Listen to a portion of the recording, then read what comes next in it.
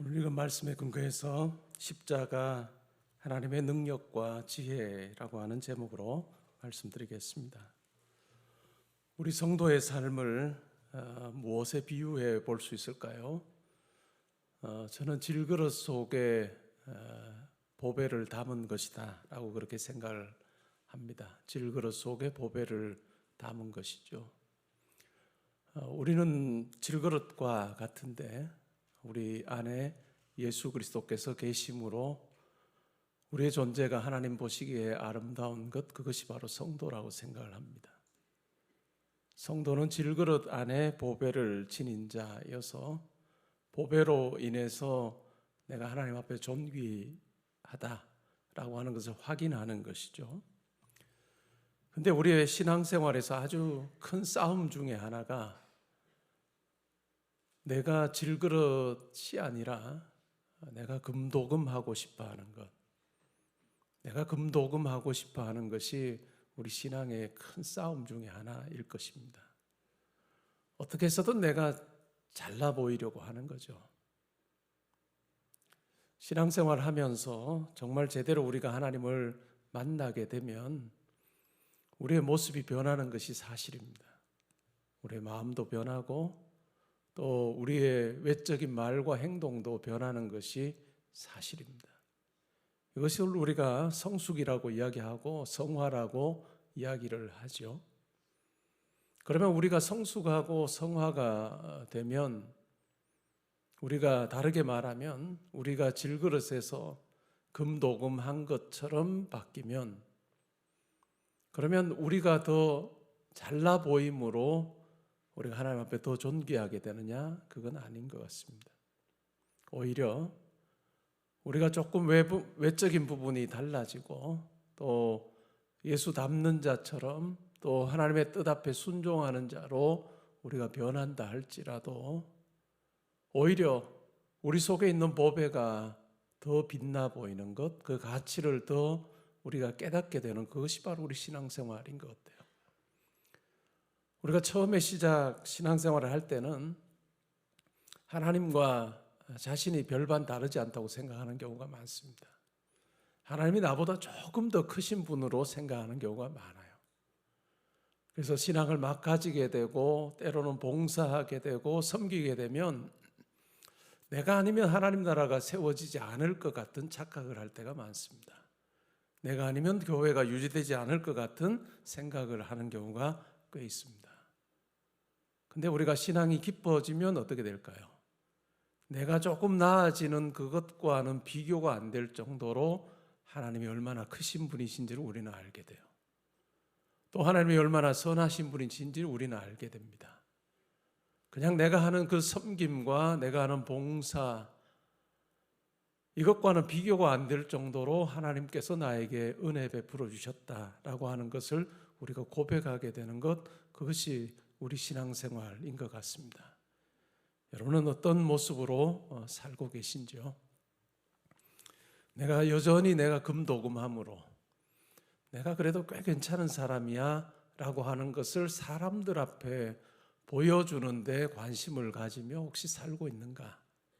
아니면 신앙생활을 하면 할수록 하나님의 크심을 알게 되고 내가 산 것 같은데 나를 붙들어 주신 하나님으로 인해서 내가 여기까지 왔구나 라고 하는 그 고백을 가지고 살면서 여러분들에게 참 좋은 일이 많이 생겨도, 많은 사람들 앞에 자랑할 일이 생겨도 오히려 우리의 머리를 들지 않고 하나님 앞에 납작 엎드리는 자로 살고 있는지 한번 점검해 보시는 그런 시간이 되면 좋을 것 같습니다.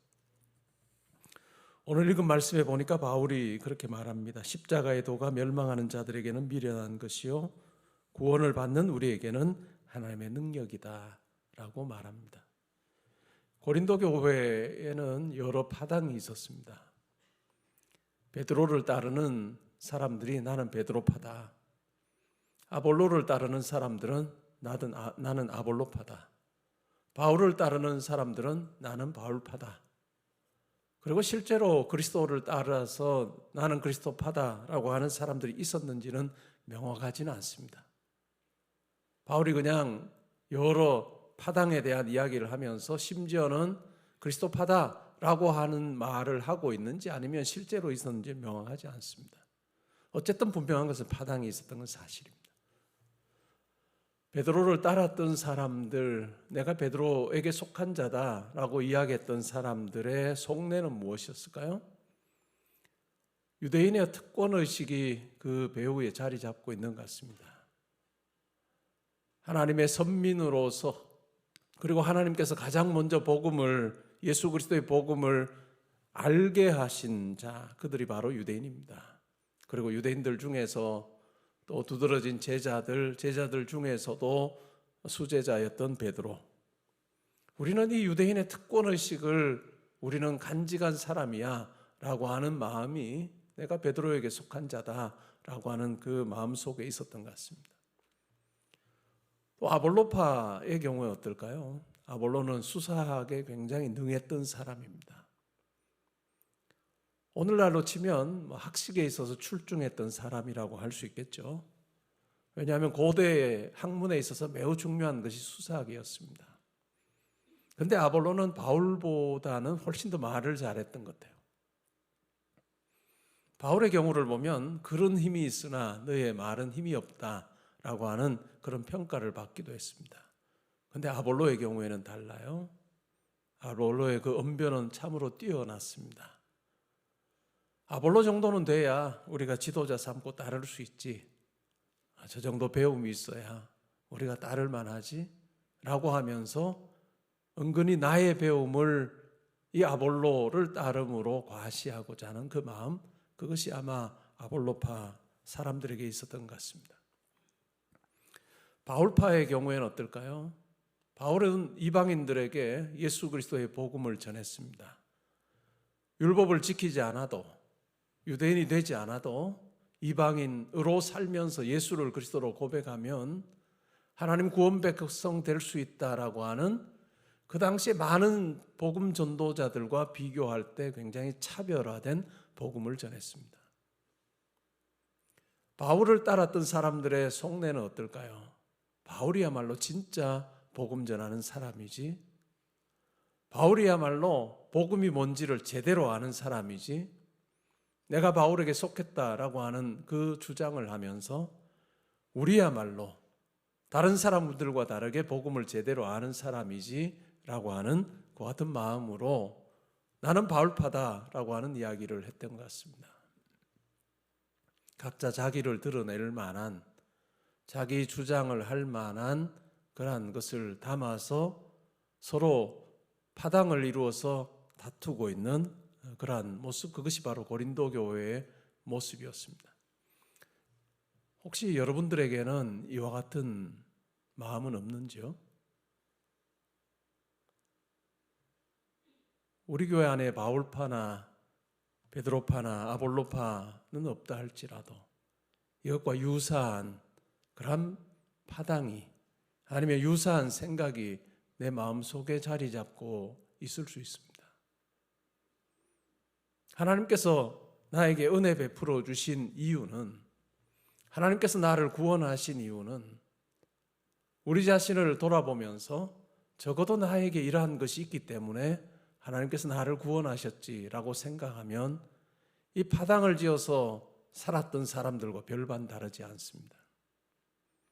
우리가 신앙생활을 제대로 하면 할수록 내가 얼마나 하나님의 구원을 누릴 수 없는 자인지를 확인하게 됩니다.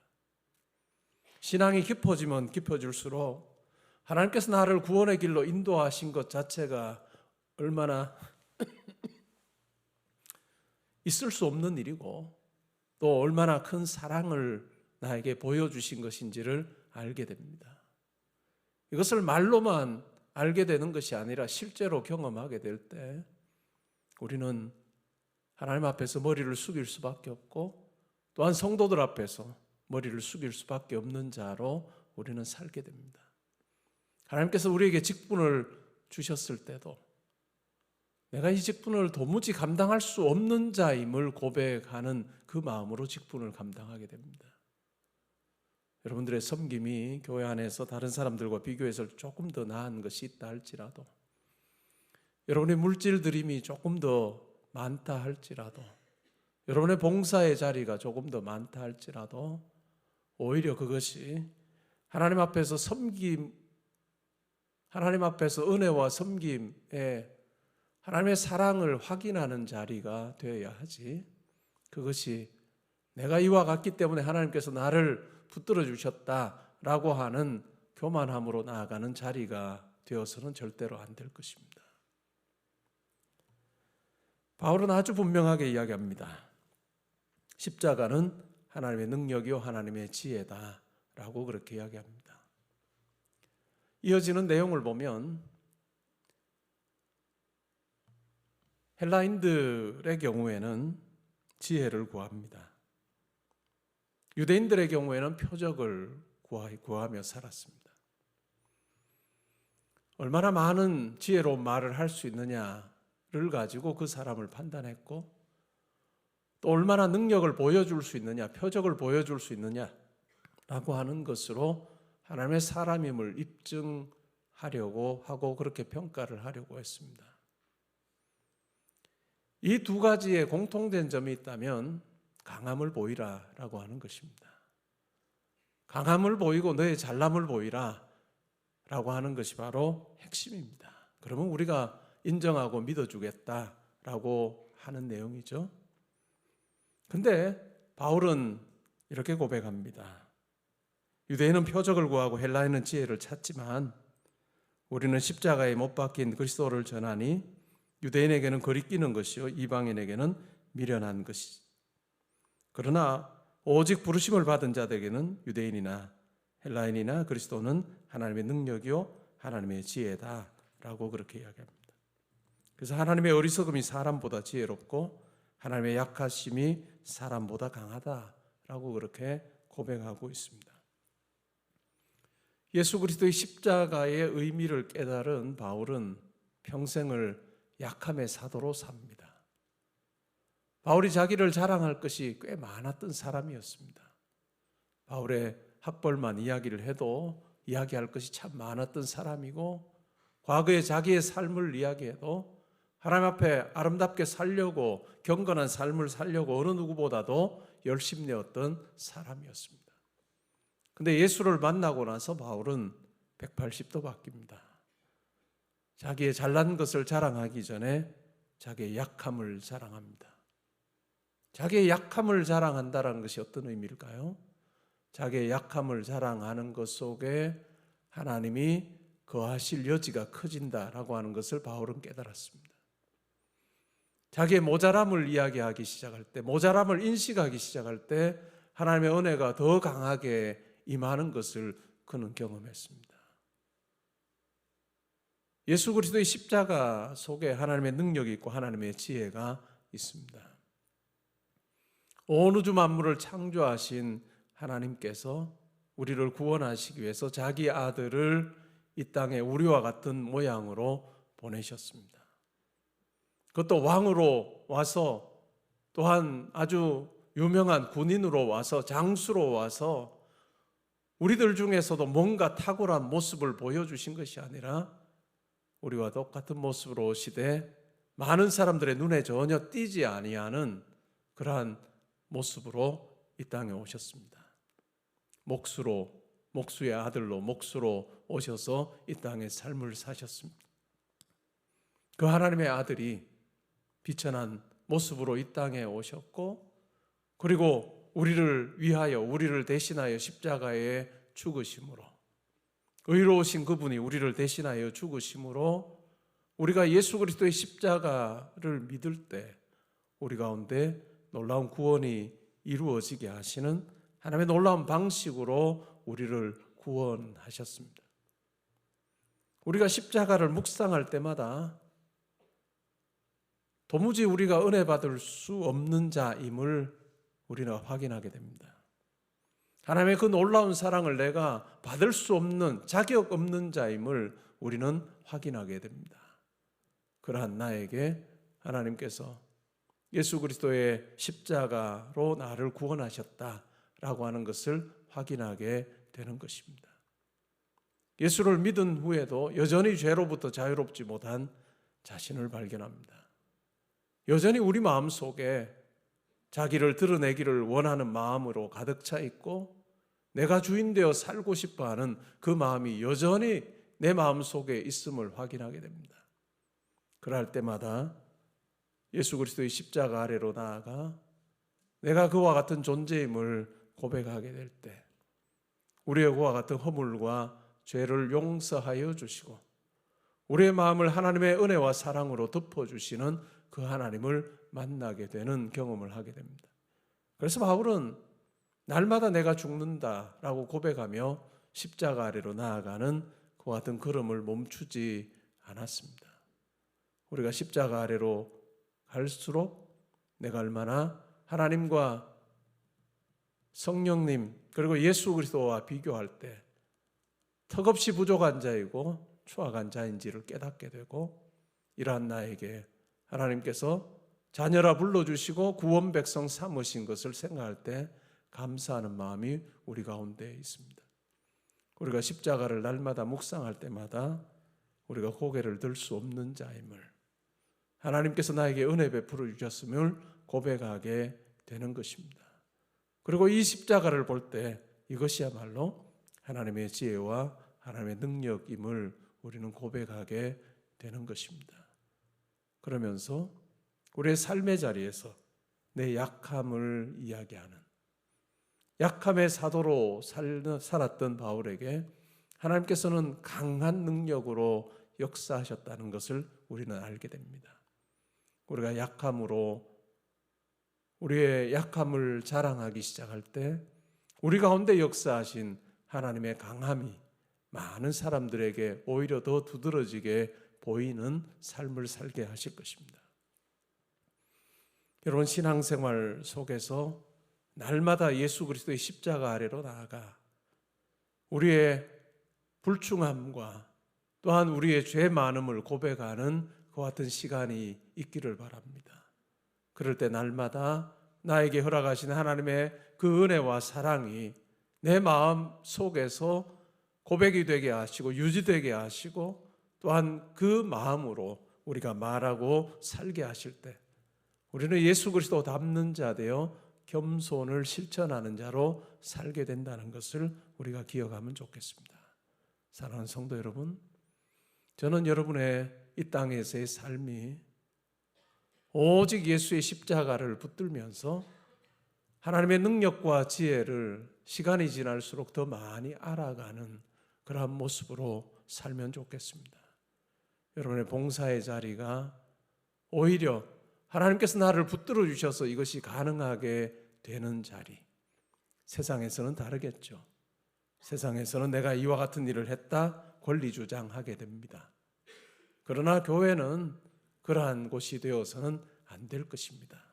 그렇게 하는 순간 우리는 하나님 나라의 원리가 아니라 이 땅의 원리를 붙들고 살게 될 가능성이 클 것입니다.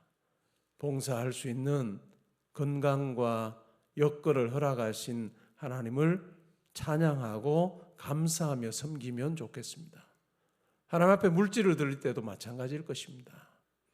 내가 수고하여 번 돈 중에 이만큼을 드렸다. 그것이 여러분의 자랑이 되지 아니하고 하나님께서 저에게 이와 같은 물질을 주셨기에 제가 하나님 앞에 드리고도 잘 살 수 있습니다 하는 그 고백이 될 때 하나님께서는 기뻐하시면서 여러분들의 삶 가운데 예비하신 것을 허락하시는 놀라운 공급해 주시는 하나님으로 여러분의 삶 가운데 함께하게 되실 것입니다. 우리가 2월 한 달을 살면서 예수 그리스도의 십자가를 묵상하면 좋겠습니다. 그럴 때마다 이 자리에 있는 우리 모두가 예외 없이 하나님 앞에 턱없이 부족한 자이나 하나님께서 나에게 이와 같은 은혜를 베풀어 주셨습니다. 턱없이 부족한 자이나 이 일을 감당하게 해주시니 감사합니다 하는 그 고백이 우리 가운데 있게 될 것입니다. 이 고백 위에 우리의 섬김이 올려질 때 하나님께서 받으심직한 것이 되는 거룩한 산제사가 될 것입니다. 우리 이렇게 살아서 우리를 보시는 하나님이 내 마음에 맞는 자라 칭찬하시는 그런 삶을 사는 우리 모든 성도님들 되시기를 주님의 이름으로 축복합니다.